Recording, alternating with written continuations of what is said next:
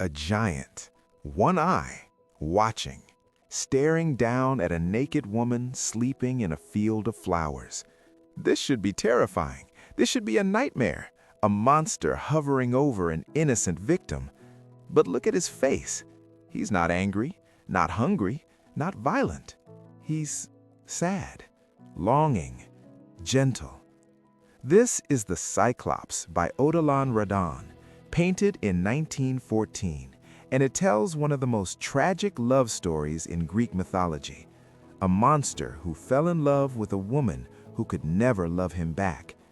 This painting isn't about horror, it's about heartbreak. And once you know the story, you'll never see monsters the same way again. Look at this painting. Really look at it. A massive head, rocky, almost mountainous, filling the upper half of the canvas. One giant eye in the center, staring down. Below him, a woman, naked, pale, sleeping peacefully in a field of vibrant flowers, pinks, purples, yellows, blues. The contrast is stunning. The giant is dark, earth-toned, almost part of the landscape itself. The woman is soft, luminous, delicate. He's enormous. She's tiny. He could crush her without thinking. But he doesn't. He just watches, admiring, yearning, hopeless.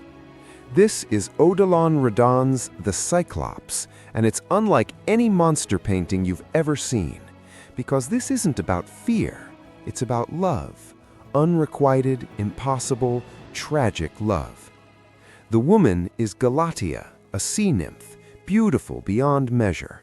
She's sleeping, peaceful, unaware that a monster is watching her. Her body is soft, delicate, human, surrounded by flowers like she's part of the landscape, like she belongs there. But the Cyclops? He doesn't belong. He's too big, too strange, too monstrous, and he knows it. Look at the flowers, bursting with color, life, beauty. Redon painted them in pastels, soft, dreamy, almost glowing. They represent everything the Cyclops can never be part of: beauty, love, connection. He's stone, she's flesh. He's darkness, she's light.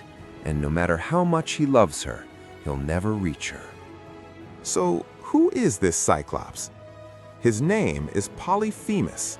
In Greek mythology, he was the son of Poseidon, god of the sea, a giant, one-eyed, living alone in a cave on the island of Sicily.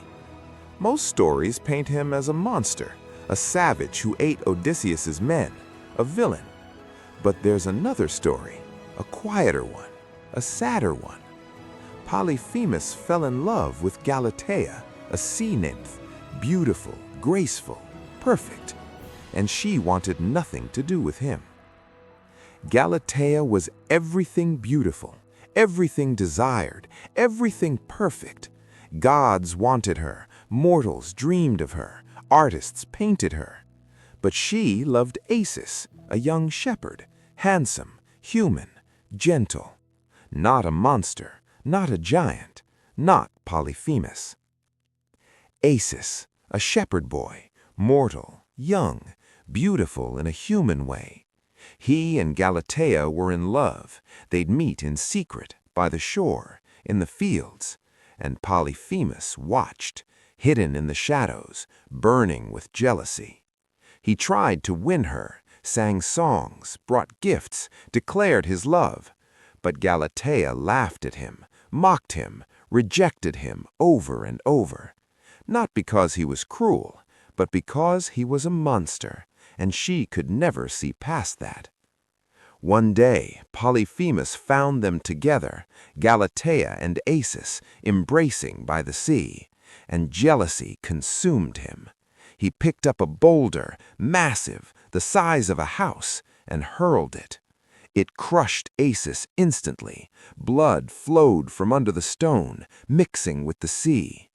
Galatea, heartbroken, used her divine powers to transform Acis into a river so he could flow forever, immortal in a different form.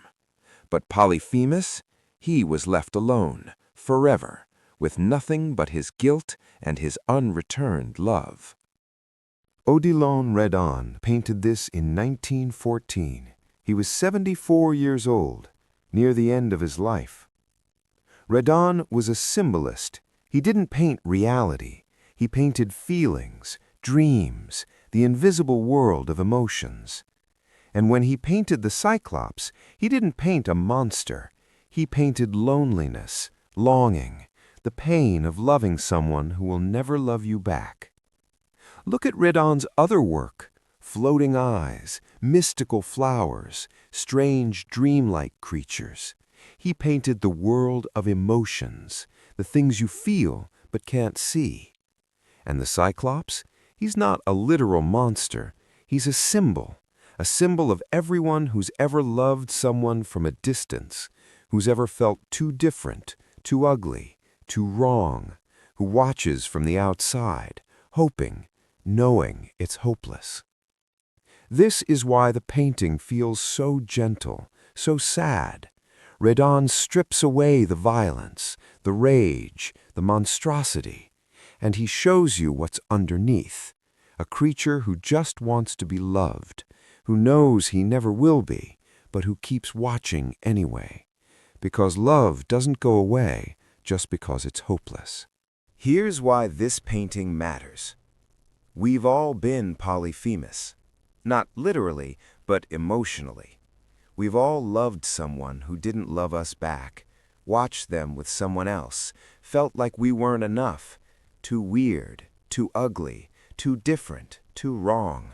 And we stayed quiet, watched from a distance, hoped maybe, somehow, they'd see us differently. They never did. That's the Cyclops. That's all of us. And look at Galatea, still sleeping, peaceful, unaware.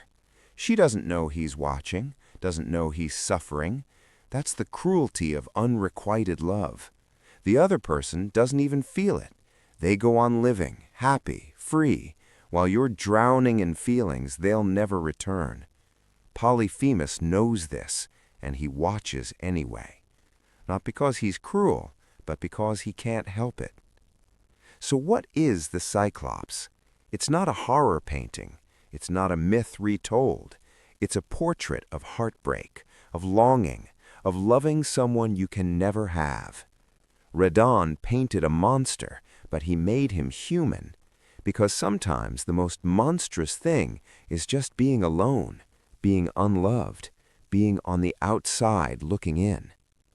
The Cyclops is still there, on that mountain, watching. Galatea will wake up, walk away, never know he existed, and he'll keep watching, because that's all he can do. Love doesn't need to be returned to be real. It just needs to exist, even if it hurts, especially if it hurts.